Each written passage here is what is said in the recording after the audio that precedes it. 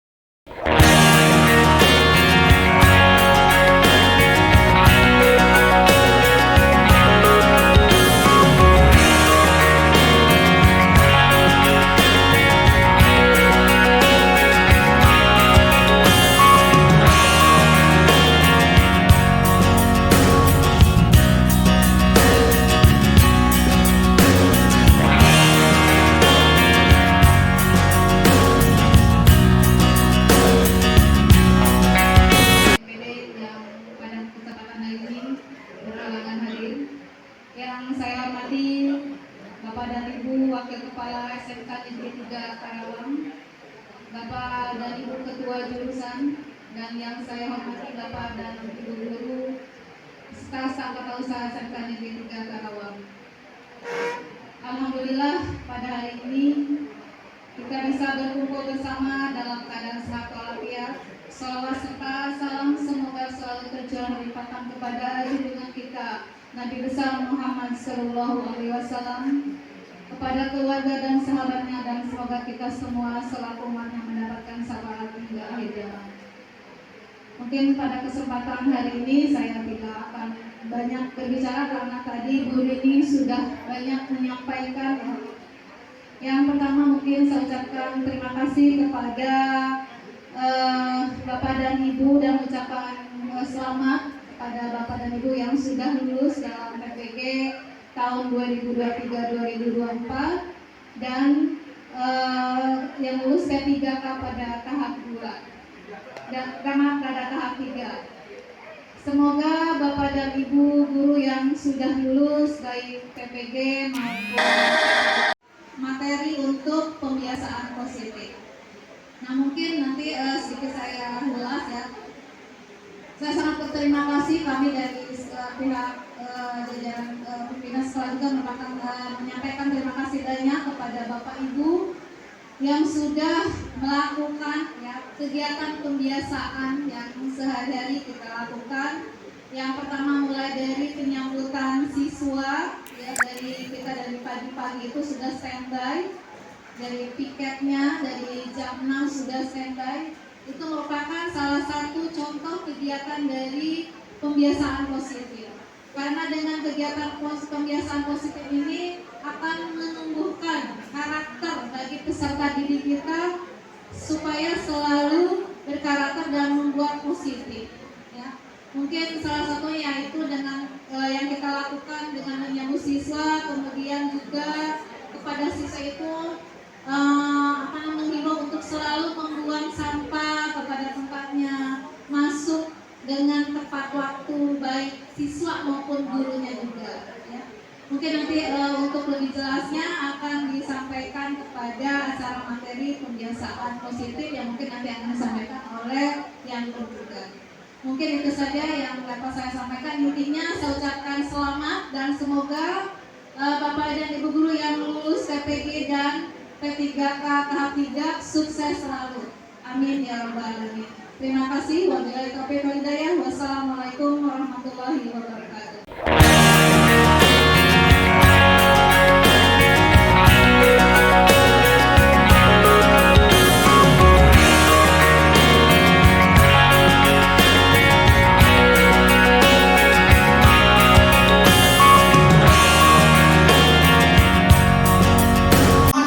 Waktunya sebentar dan saya mohon perhatiannya ya, karena saya pikir ini adalah materi yang baik untuk kita saling berdiskusi untuk disampaikan. Ya, terkait dengan budaya positif ya, oleh saya sendiri yaitu sebagai calon guru penggerak angkatan 10 SMKN 3 Karawang Kabupaten Karawang. Ya, dalam kota ini konsep utama modul ini ada pertama perubahan paradigma belajar, kemudian disiplin positif, kebutuhan dasar manusia, motivasi perilaku manusia, posisi kontrol, keyakinan kelas, dan segitiga restitusi. Oke, ini adalah pembelajaran paradigma baru, di mana pembelajaran paradigma baru ini dirancang berdasarkan prinsip pembelajaran yang terdiferensiasi, sehingga setiap siswa belajar sesuai dengan kebutuhan dari tahap perkembangannya untuk mewujudkan profil pelajar Pancasila. Ada 6. Yang pertama adalah beriman dan bertakwa dan serta berakhlak mulia, kemudian gotong royong, mandiri, kreatif, berkebinekaan, global serta berpikir kritis. Ya, jadi pembelajaran kelas ini harus bisa memenuhi kebutuhan siswa yang disebut dengan terdiferensiasi. Nah, disiplin positif itu apa gitu ya? Biasanya disiplin ini maknanya adalah ketidaknyamanan ya, karena anak itu harus mendapatkan kepatuhan gitu ya, sehingga disiplin ini dihubungkan dengan ketidaknyamanan. Padahal sebagai pendidik, tujuan kita adalah menciptakan siswa yang memiliki disiplin diri, sehingga merasa bisa berperilaku dengan mengacu pada nilai-nilai kebijakan universal dan memiliki motivasi intrinsik, bukan ekstrinsik. Nah, di sini disiplin positif merupakan salah satu cara penerapan disiplin untuk menumbuhkan kesadaran serta memberdayakan anak untuk melakukan sesuatu tanpa sogokan, ancaman maupun hukuman. Ini yang udah luar biasa ya. Namun saya masih terus berusaha sih untuk mencapai ke sini gitu ya, karena memang effortnya luar biasa gitu. Kemudian kita berbicara tentang kebutuhan dasar hidup. Ada 5. Yang pertama adalah bertahan hidup. Ya, bertahan hidup ini berhubungan dengan kebutuhan fisiologis kayak makan, kesehatan, gitu ya, rumah. Nah, ini adalah bertahan hidup. Jadi bisa jadi anak itu mencuri makanan temannya karena kebutuhan bertahan hidup dia tidak tercapai, sehingga dia mencapai dengan cara yang negatif. Kemudian kasih sayang dan rasa diterima. Orang-orang yang memiliki kebutuhan kasih sayang dan rasa diterima tinggi, ini biasanya adalah orang-orang yang dengan orang tuanya itu akrab, kemudian dia berinteraksi sosialnya bagus gitu ya, dan dia ingin seperti saya gitu. Saya ketika dicek, nanti saya punya kuesionernya untuk mengecek sebenarnya kebutuhan dasar Bapak Ibu itu apa sih yang paling tinggi. Kalau saya kasih sayang dan rasa diterima gitu ya, sehingga betul ketika ditanya, oh iya saya sangat akrab dengan orang tua saya, apapun saya ceritakan walaupun saya sudah dewasa. Misalnya di sekolah saya begini-begini gitu, itu saya ceritakan gitu. Dan saya juga orang yang dengan kasih sayang dan rasa diterima tinggi ini, dia mampu bekerja sama secara kelompok di lingkungannya. Kemudian penguasaan. Kalau penguasaan ini pengakuan, ya, pengakuan terhadap diri sendiri, atau bahasa sekarang validasi gitu ya, seperti itu ya. Jadi orang-orang yang butuh pengakuan ini biasanya adalah orang yang perfeksionis. Dia akan merasa dia akan merasa rendah diri, dia akan merasa sedih ketika misalnya anak ini dengan kebutuhan penguasaan tinggi, ketika mengerjakan tugas itu ternyata kita nilai belum sempurna, dia akan nangis maka dia akan menuntut kesempurnaan atau perfeksionis. Kemudian kebebasan ini terkait dengan melakukan hal yang bebas, gitu ya. Dengan anak-anak yang kebebasannya tinggi ini, dia sangat kreatif, gitu ya, mencoba hal yang baru. Sehingga pantas saja mungkin di kelas kita ada anak yang tidak respect terhadap pelajaran kita, bisa jadi pembelajaran kita monoton. Anak-anak yang kebutuhan kebebasannya tinggi, bisa jadi kasusnya demikian, gitu ya. Kemudian terakhir adalah kesenangan. Anak-anak yang kebutuhan dasarnya kesenangannya tinggi, maka dia akan melakukan sesuatu itu sesuai dengan kesenangannya. Makanya kalau misalnya ada anak yang main game itu senang, gitu ya, maka kalau pembelajaran menggunakan game pasti dia juga senang karena kebutuhan dasarnya adalah kesenangan. Kemudian motivasi perilaku manusia, ya, motivasi itu adalah dorongan yang timbul pada diri seseorang yang secara sadar, ini kenapa kesini? Nggak nembus ini ya? Secara sadar atau tidak sadar untuk melakukan suatu tindakan dengan tujuan tertentu. Ada yang motivasi anak kita melakukan sesuatu adalah menghindari ketidaknyamanan dan hukuman. Ada kan ya? Ya, karena misalnya nggak mau dihukum, maka dia datang tepat waktu. 7 kurang 15 dia sudah ada di sekolah. Namun ini motivasinya eksplisit Bapak Ibu, tidak akan bertahan lama. Kalau aturan itu sudah tidak ada lagi, ya dia tidak akan datang pagi lagi. Kemudian ada juga anak yang melakukan imbalan atau penghargaan dari orang lain. Anak melakukan sesuatu karena ini ada penghargaannya. Nah ini motivasinya eksplisit juga. Murid melakukan disiplin diri karena ia takut dihukum. Ini merupakan motivasi eksplisit. Tapi yang paling tinggi adalah motivasi menghargai nilai dari kebijakan diri sendiri.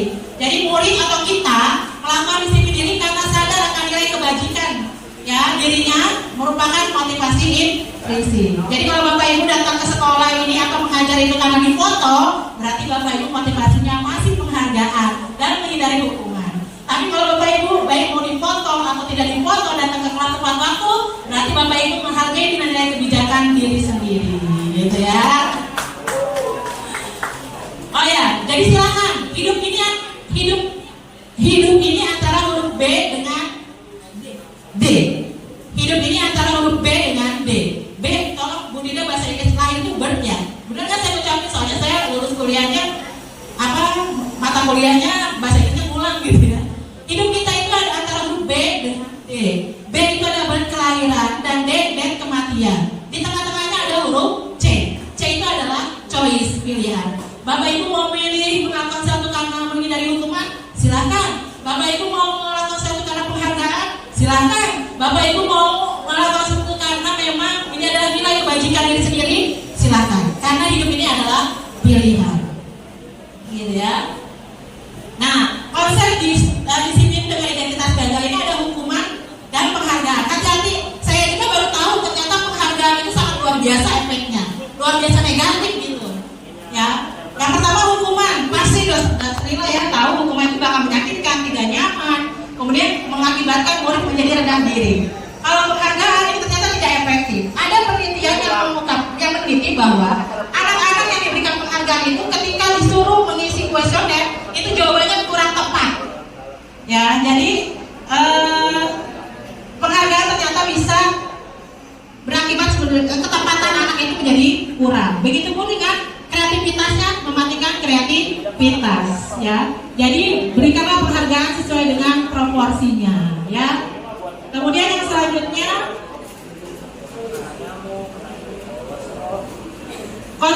disiplin identitas yang sukses gimana? Ada konsekuensi dan restitusi. Kalau konsekuensi ini penguatan jangka pendek, perlu monitoring berkelanjutan dan murid menghormati peraturan. Tapi kalau restitusi fokus pada pemecahan masalah, murid menghormati dirinya dengan orang lain, teori kontrol dirinya, memegang kontrol, kemudian murid bersemangat memperbaiki kesalahannya. Ya, restitusi itu apa? Mungkin ini bagi Bapak Ibu ada yang baru.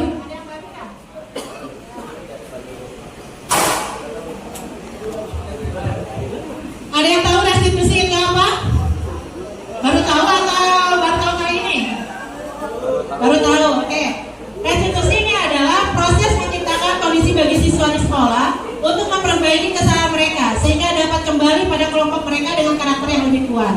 Ciri-cirinya adalah memperbaiki hubungan, bukan menyebut kesalahan, tawaran, bukan paksaan, menuntut untuk melihat ke dalam diri, mencari kebutuhan dasar yang mendasari tingkatan, dan menguatkan dan fokus pada solusi. Jadi restitusi itu fokus kepada solusi.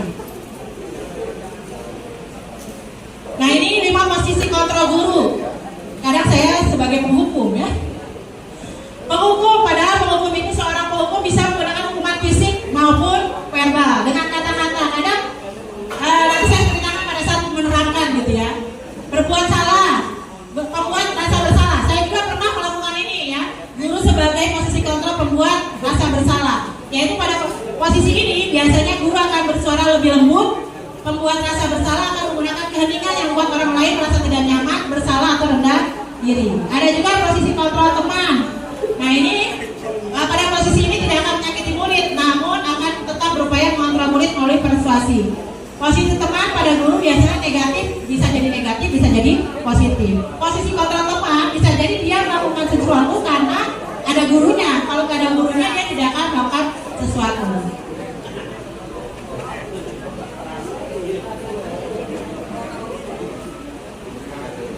Oke, mohon perhatiannya. Sedikit lagi ya. Yaitu yang keempat adalah pemantau. Ini pemantau aturan gitu ya, dan konsekuensi. Dengan menggunakan sanksi atau konsekuensi, kita dapat misalkan hubungan pribadi kita dengan murid. Dan yang paling bagus adalah posisi manajer.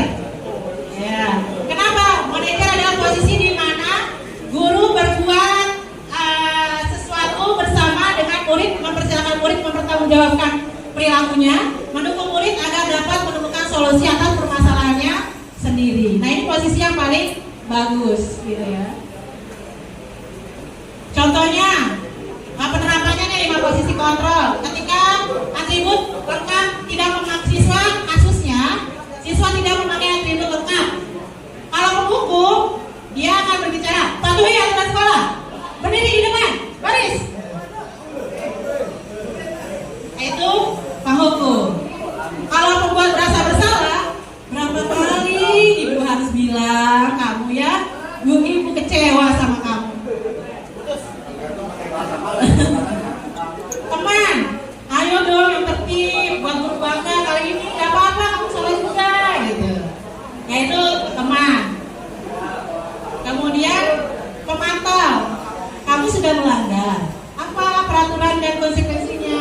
Nah, itu pemantau. Tapi kalau manajer, ayolah kamu lakukan kesalahan kamu. Kira-kira bagaimana kamu akan memperbaiki kesalahan kamu, gitu ya? Itu manajer. Kemudian yang selanjutnya adalah pembuatan keyakinan kelas. Ini udah pada buat ya semuanya ya? Tepuk tangan yang sudah melakukannya. Ya, bagaimana cara membuat keyakinan kelas? Yang pertama, tentu yang sudah melakukan berdiskusi dulu ya tentang peraturan. Jadi mengajak murid dialog. Kemudian mencatat apa yang disampaikan oleh murid, baik menggunakan media papan tulis maupun post-it yang ditempel. Kemudian selanjutnya merumuskan keyakinan. Karena peraturan-peraturan anak biasanya berisi negatif, maka kita harus merumuskan ke kalimat positif dan dijawantahkan ke dalam kalimat-kalimat kebajikan universal. Yang selanjutnya adalah tinjau kembali, gitu ya. Apakah ada yang kurang atau tidak dalam pembuatan kalimat keyakinan kelasnya. Kemudian membuat pernyataan keyakinan kelas. Ini yang sudah saya buat di kelas 10 TAP1 kalau tidak salah. Keyakinan kelas ada 3 poin. Oh ya, keyakinan kelas itu jangan terlalu banyak Bapak Ibu. 3 sampai 7 saja. Karena biar bisa diingat. Yang terakhir adalah ditandatangani bersama guru maupun siswa yang ada di kelas tersebut. Gitu ya. Kemudian yang selanjutnya adalah segitiga restitusi. Ini kalau mau menangani kasus anak bisa menggunakan segitiga restitusi. Yaitu yang pertama menstabilkan identitas dulu. Jadi anak itu yang mempunyai masalah dipanggil. Kita harus menstabilkan identitas mereka dari yang mereka merasa gagal menjadi yang sukses. Artinya kesalahan yang mereka lakukan tidak hanya mereka kok yang melakukan, kami pun guru ataupun orang lain pasti pernah melakukan. Nah, itu contoh dari menstabilkan identitas. Kemudian validasi tindakan yang salah.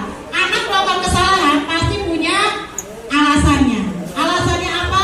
Ini divalidasi tindakannya salah. Kemudian yang keyakinan. Kalau anak sudah siap pada posisi 1 dan 2, tahap 1 dan 2, maka dia sudah bisa dihubungkan untuk menanyakan keyakinan, gitu ya. Keyakinan sekolah kita apa, gitu ya. Seperti itu. Dan yang terakhir adalah pengalaman dan pembelajaran pada saat saya melakukan, gitu ya. Yang pertama, ya, ini saya mau berbagi sharing tentang apa yang sudah saya lakukan. Ternyata membuat keyakinan kelas itu efektif untuk menerapkan kedisiplinan dalam pembelajaran di kelas. Contoh saya adalah tidak HP itu digunakan saat pembelajaran. Maka ketika anak yang memiliki keyakinan anak yang melanggar, maka kita tanya keyakinan nomor berapa yang harus kita ikuti, gitu, atau yang tak melanggar, seperti itu ya. Kemudian yang kedua, ternyata memberikan penghargaan, saya berusaha untuk memberikan penghargaan yang tepat kepada murid. Kayak tadi memberikan misalnya kelompok terbaik, ternyata itu tidak baik, gitu ya. Jadi mungkin dengan tepuk tangan atau kamu hebat, mungkin dengan tema-tema positif seperti itu, gitu ya. Kemudian yang ketiga adalah berusaha untuk memiliki posisi control manager. Walaupun ini sangat berat Bapak Ibu, gitu ya. Tadi aja saya coba di lapangan, ayo Mas, sekarang kamu berpikir kalau barisan kosong itu bagaimana, harus diapain, itu pada diem aja, gitu kan. Dan akhirnya kembali kepada posisi penghukum ke-1, kembali kepada posisi kontrol ke-1. Tapi saya tidak putus asa, yang namanya kebaikan harus tetap dilakukan walaupun belum berhasil, seperti itu ya. Kemudian yang terakhir adalah menerapkan segitiga restitusi dalam menyelesaikan kasus permasalahan murid. Terkadang murid-murid kita itu memiliki masalah yang ternyata masalahnya itu belum kita pahami, sehingga kita ngobrol, kenapa kamu alfa, ternyata alfanya itu menjaga neneknya, gitu ya. Kenapa kamu tidur gantla, ternyata dia begadang, malamnya tidur sampai jam 3, gitu ya. Nah, dengan menerapkan segitiga restitusi ini adalah cara penyelesaian terbaik untuk menyelesaikan masalah. Walaupun saya juga masih memiliki tantangan, mungkin penerapan saya belum betul, gitu ya. Sehingga ketika sudah direstitusi ternyata masih melakukan kesalahannya sama, gitu ya. Tapi kita semuanya harus berusaha untuk mencapai itu semua. Mungkin itu yang bisa saya sampaikan terkait dengan budaya positif. Sharing aja ya Bapak Ibu. Mudah-mudahan kita bisa melaksanakannya dalam kegiatan pembelajaran. Dari saya cukup sekian. Assalamualaikum warahmatullahi wabarakatuh.